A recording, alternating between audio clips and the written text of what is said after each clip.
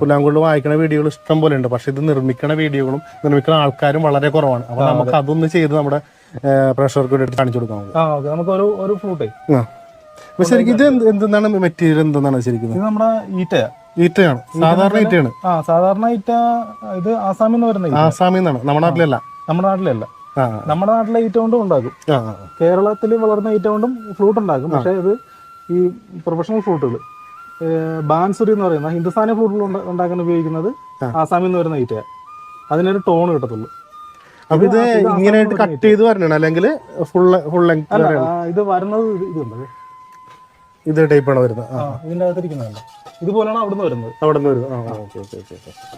അതില് ഭയങ്കര അഴുക്കുകൾ കാണും, പൊടികൾ കാണും. നമ്മളിത് ആദ്യം കൊണ്ടുവന്നിട്ട് ഇത് ക്ലീൻ ചെയ്യും. എങ്ങനെ നമ്മൾ ക്ലീൻ ചെയ്ത്? എങ്ങനെ? സാൻഡ് പേപ്പർ ഉണ്ട്. അങ്ങനെയാണ്. അത് റഫായിട്ടിരിക്കുന്നതാണ് അല്ലേ വരുന്ന? ഇതുപോലെയാണ്